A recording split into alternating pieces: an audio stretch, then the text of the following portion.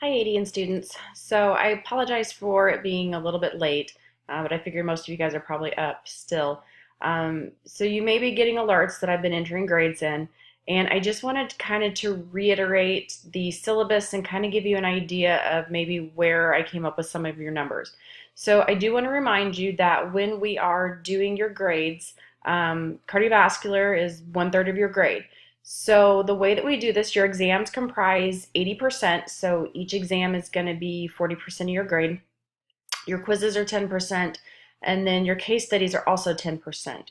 So I can tell you guys, if you're looking at your grades, where I'm seeing a lot of the lower scores have been on, believe it or not, it's those case studies. And we told you guys on the very first day that if you got your case study in after midnight on the night it was due, then you will be getting a 0 for it.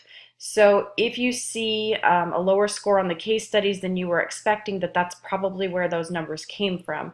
The other thing that I wanted to reiterate is that we do count your total, your raw score for that. So if you stopped your case study at 91, then you only got 91 out of 100. So we do count true points, and that's where those numbers may have been a little bit lower than you were expecting.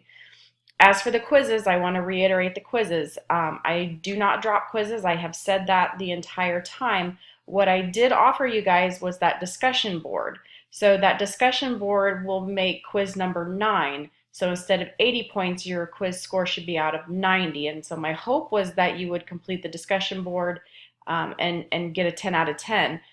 Some students did neglect to do the discussion board, or they turned it in after the due date. So both of those would result in a 0 in that column. So that's where that is coming in as well. I have figured in the heart walk points. I was beyond generous with your heart walk. So that is actually reflected in the exam score. I didn't adjust the scores, but they are in my grade book, and I did reflect it in your final cardio score.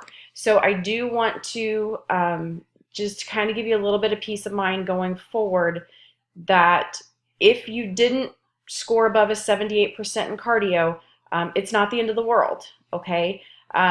You still have neuro, you still have clinic, and these are things that you need to continue preparing for. You need to continue preparing for your classes as you normally would, because as you guys can see here, cardio is just 1/3 of your grade. So as long as you do well in respiratory and you do well in neuro, cardio may be the only setback as of this time. So please do not despair. Please continue to go to clinic, continue going to your classes. I will be around next week if anybody wants to come look at the exam, ask me any questions. Please do not bombard me this weekend. Like I said, I've posted the grades, and I am more than happy to talk to anybody that feels like they need to discuss their grade further. But I would prefer not to do it until Monday or I'm sorry, I guess it won't be Monday, it'd be Tuesday, because we have a holiday on Monday. So again, please rest easy. If you have clinic, still continue to go to clinic. Please continue to go to neuro and preparing for all your classes as you normally would. So I'm going to go ahead and sign off now. Email me if you have questions. I probably won't answer any pertaining to the test until after the weekend is over. Okay? So I will talk to you guys soon. Bye.